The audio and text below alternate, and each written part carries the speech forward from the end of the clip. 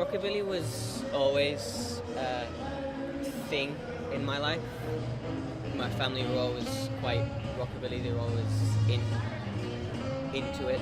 I was always intrigued by the clothes they wore, the music they listened to. It was different to what I knew everyone else listened to. It was always strange.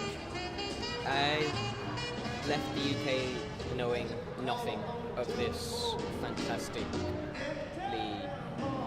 quirky culture. My name is Ryan Spires, and this is my journey to understand the culture of rockabilly in Brisbane.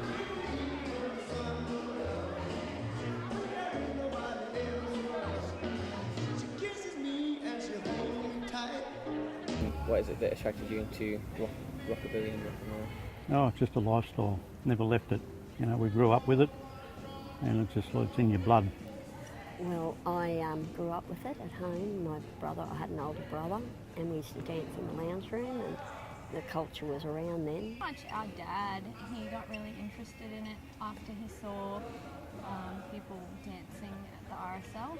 He just started teaching us, and then we got into it from that. With Rockabilly Brisbane, the dancers here love the culture, and it's certainly a loving environment, filled with exciting and intriguing people. Much like my family, my suspicions about the culture being family orientated have been given a leg to stand on. What was it that made you run a place like this as well? I have a background of film and TV, so I guess I like putting on a show.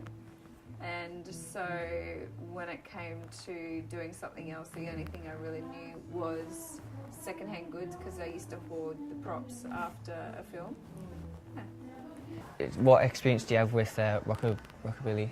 With rockabilly, I guess we get a lot of the rockabilly crowd in here, you know, with all their shirts and cars and hairdos and glasses and costumes.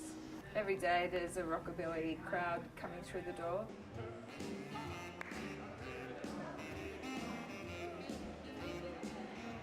Why do you think the culture has such a big following? The clothing, the cars, the tattoos, most of all the music.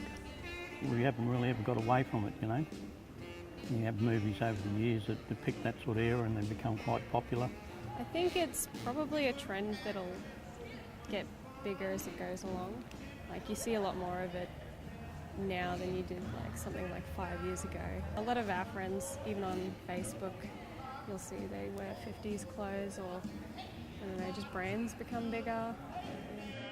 It's amazing. I was never big into rockabilly beat, but I've only been in it 2 years, and yet now, if a song comes on somewhere, I can pick that beat up and I can go, I can do this thing to that. What does the culture bring to your life? Probably the fashion in it. We're going to festivals and car shows and dancing shows and stuff. It was basically, I guess, you know, our formal attire is kind of the 50s get up. Friendship. I think friendship would probably be the number one. When I first started in the dancing, I'd go to a dance and sit there and think, oh gee, you know, you didn't know that many people. Now you go to a dance and that many people come and talk to you and you have a laugh, and it's just magic. Rockabilly isn't a culture. I feel like I'm doing an injustice by calling it such. It's a way of life. There's no other way to describe it. That's all. It kind of tugs on the heartstrings a little bit. And I wanna leave by saying something that was said many times on set.